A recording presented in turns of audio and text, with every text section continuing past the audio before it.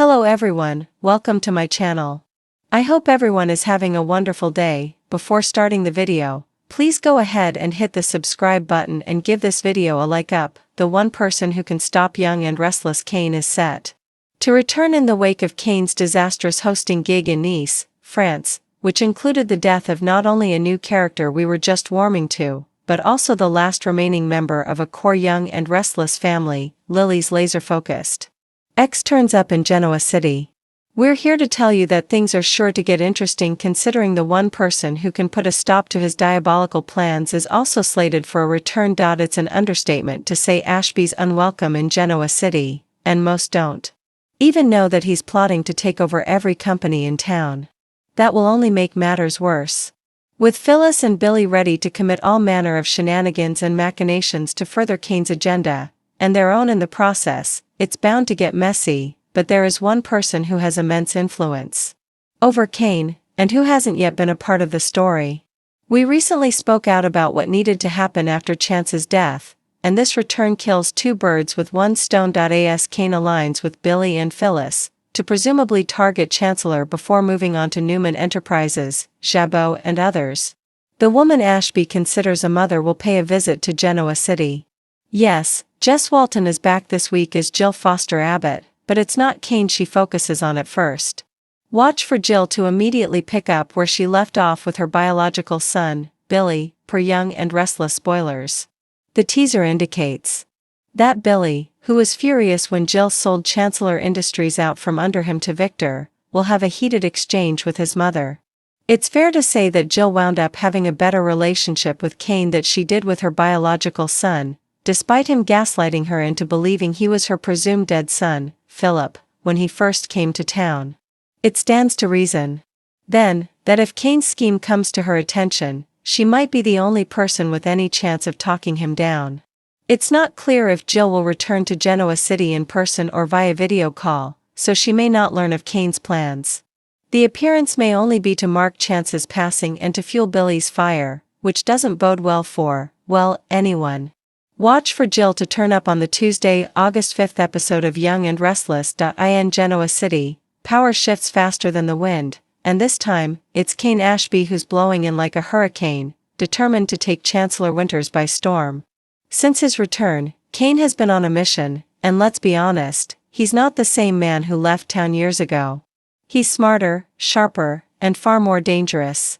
He's not just chasing money or influence, he's out to reshape the corporate landscape of Genoa City and reclaim a legacy he believes was stolen from him. But while Kane's plans have been moving ahead with brutal precision, and more than a little deception, everything is about to change. Because the one person who knows him better than anyone, the one person who has the power to challenge Kane where it hurts, is headed back to town. And this return could be the wild card that brings Kane's grand ambitions crashing down. So, who is this mystery figure? None other than Jill Abbott, Chancellor Winters' matriarch, Kane's former mother-in-law, and the woman who once believed in him, until she didn't. Her return isn't just personal, it's a strategic move that could upend everything. Let's break down why Jill is the one person who can stop Kane, and how her comeback sets the stage for one of the most explosive battles in Young and Restless history.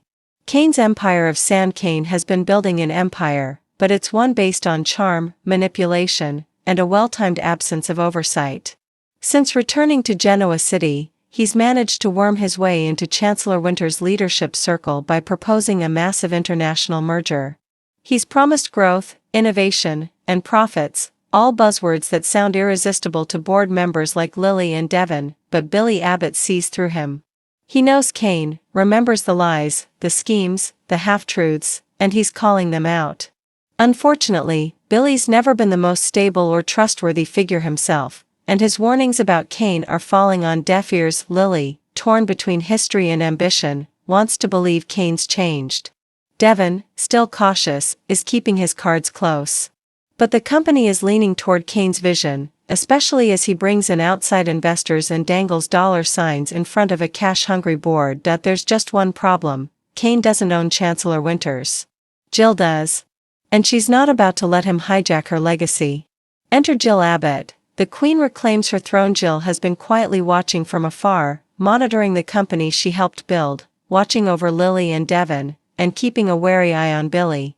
But now, with reports of Kane's rise reaching her ears and whispers of a hostile corporate takeover spreading, Jill is ready to return.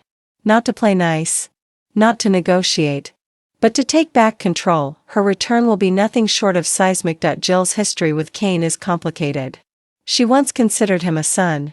She believed in him when no one else did, supported him through scandal, and even gave him the keys to Chancellor Industries.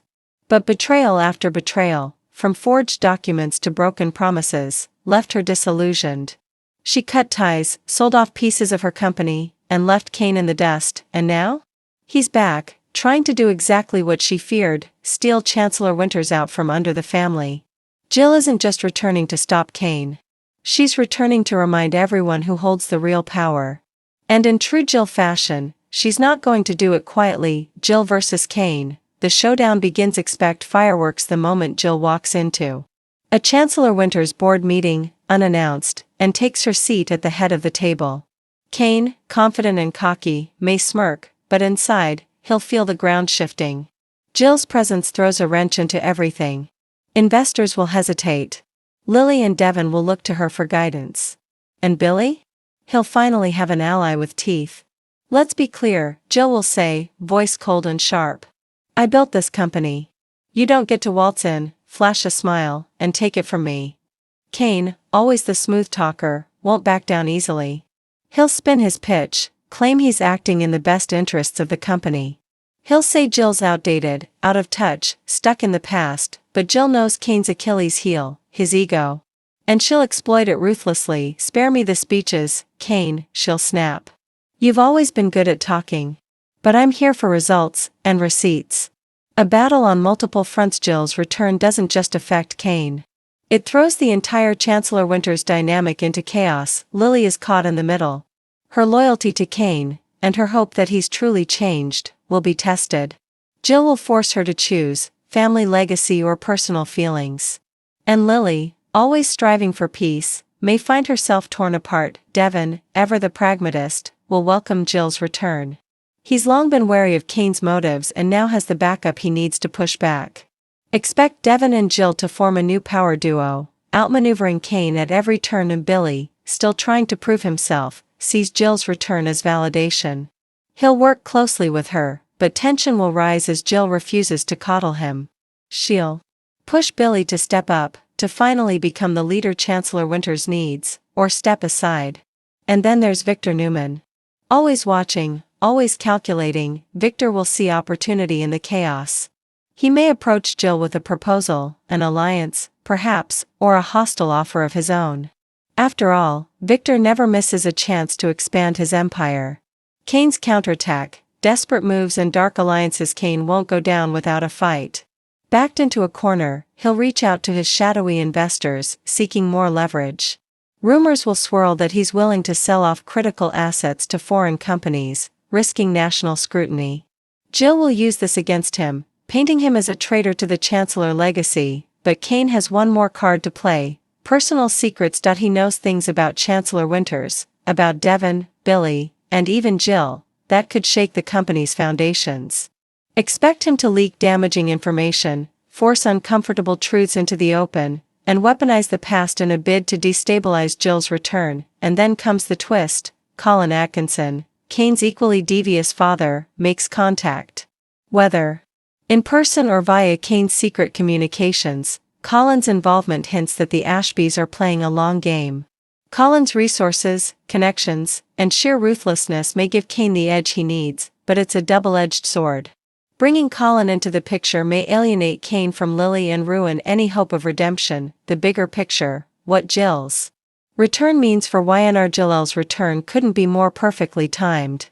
In a show that thrives on legacy, Jill embodies the history and grit of Chancellor Winters. Her presence forces characters to confront the past, and decide who they really are. For Kane, it's a reckoning. For Lily and Devon, it's a challenge to protect what they've built. For Billy, it's a chance to prove his worth. And for fans? It's the kind of high-stakes, emotionally charged drama that made Young and Restless a daytime titan. Expect Jill to not only stop Kane's takeover but to revamp Chancellor Winters entirely. She may bring in new leadership, cut deals with surprising allies, Jack Abbott, perhaps, and set the stage for a corporate war that spans the new crown he believes is rightfully his. But he forgot one thing: Jill Abbott never abdicated her throne. With Jill back in play, the balance of power shifts dramatically.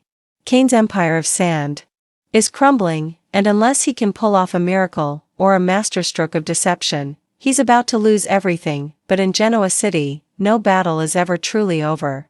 And as Jill and Kane prepare for war, one question looms: who will be left standing when the dust settles, and what price will they pay?